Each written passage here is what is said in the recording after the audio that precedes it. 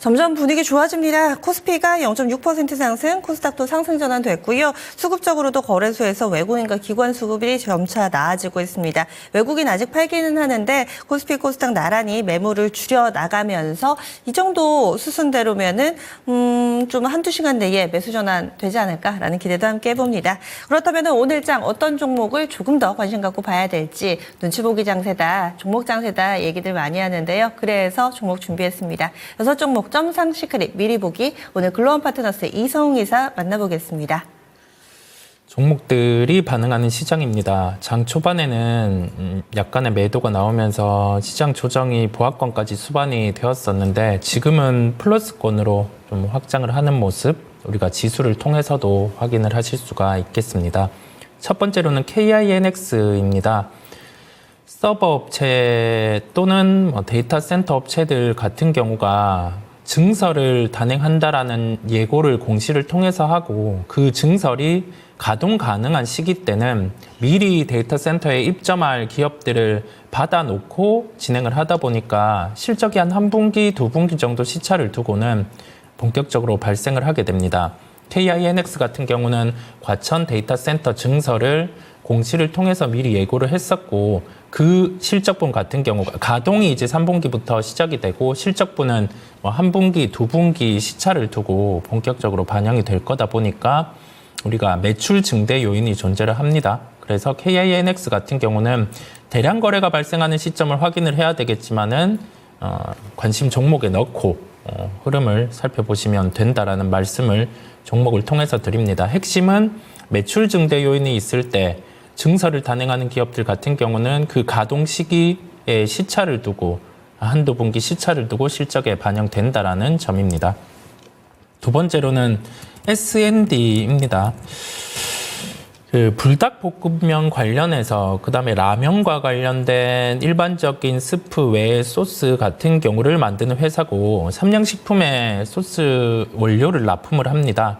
근데 주말간 소식이 있었던 게 삼양식품 같은 경우가 원료에 중점을 두고 소스에 중점을 두고 사업을 진행하겠다라는 점을 내비쳤어요. 우리가 라면 자체 면에는 특징이 일반적인 그 밀가루면 외로 확장하는 건 그렇게 나타나고 있지 않아요. 겉면 형태로 갔었을 때도 이 소비자 같은 경우가 그래도 밀가루면을 선호하는 걸 좀 볼 수가 있었잖아요. 소스에서 승부를 건다라는 점이겠고요. 그렇다 보니까 소스 원료를 납품하는 S&D 같은 경우가 4.2% 상승하는 흐름이 나타나고 있습니다. 그러면 우리 여기에서 택할 게 소스에서 승부를 본 삼양식품 같은 경우에 주가 수준을 확인해 볼 필요가 있어요.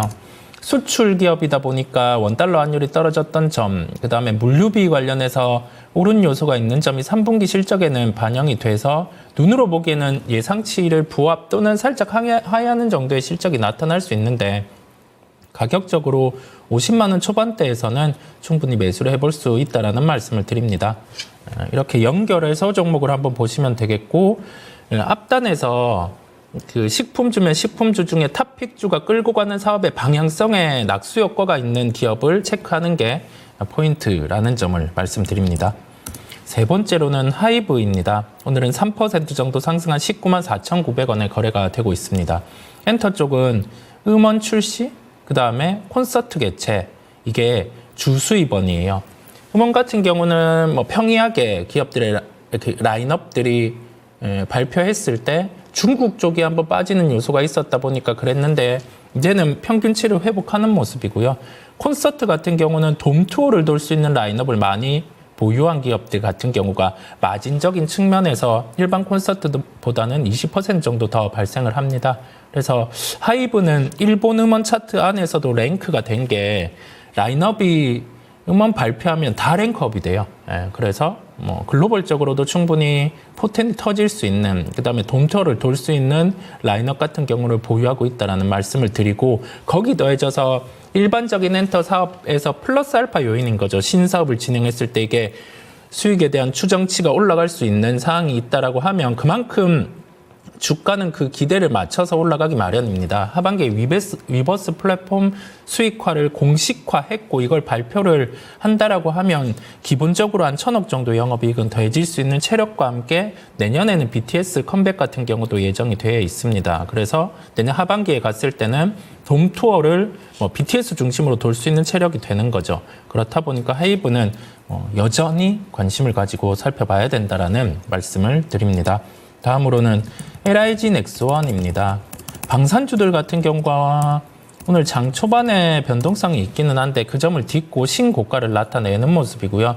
방산 관련해서는 매출 볼륨이라고 하죠. 우리 유럽 쪽에서 나가던 매출이 중동 일부 국가까지 추가가 되다 보니까 이 수주 확산이라는 부분은 매출이 더해질 수 있고 이 부분은 수주 잔고로 확인을 할 수 있어요. 그렇다 보니 LIG 넥선 같은 경우는 비록 오늘 2.9% 정도 주가 상승했음에도 불구하고 여전히 이게 비싼 수준은 아님을 말씀을 드릴 수가 있겠습니다.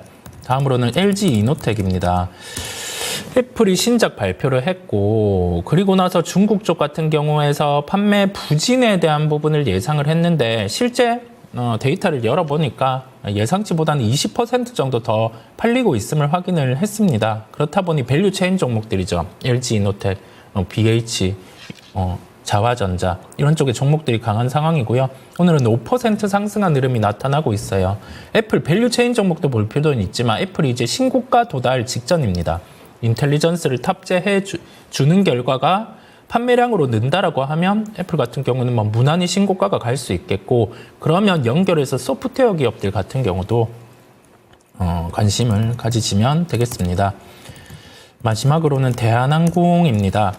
우리가 하나의 기업을 볼 때 실적에 대한 증대 요인이 발생할 수 있는 키포인트가 있어요.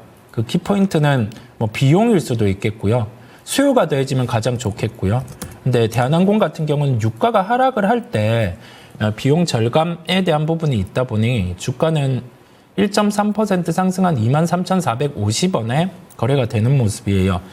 환율까지 좀 안정이 되어 준다라고 하면 더 추가할 나위가 없겠는데 지금 우리나라 환율 같은 경우가 상승하는 요인은 우리나라만의 구조적 문제라고 하기보다 유로존이 금리 조정을 했죠. 금리 인하를 단행을 했고 그에 따라 유로존과 연결되는 달러화 같은 경우가 강세를 나타내는 상황에 신흥국의 통화 같은 경우가 동반해서 좀 약세를 나타내고 있는 상황입니다. 그렇다 보니까 이게 장기적으로 지속되기에는 쉽지는 않아요. 왜냐하면 금리 인하를 단행하는 시기고 이번 FOMC 회의에서는 25bp냐 동결이냐 거기에 무게를 두고 갈 텐데 금리 인하기에는 달러 가치 같은 경우는 상대적으로 평가 절하가 될 수 있습니다. 그래서 지금의 환율 흐름을 크게 놓고 보기보다 유가 하락 같은 경우가 비용에 대한 부분에서 유리하다 보니 대한항공이 이렇게 주가 반응을 한다라고 생각을 하면 될 것 같습니다.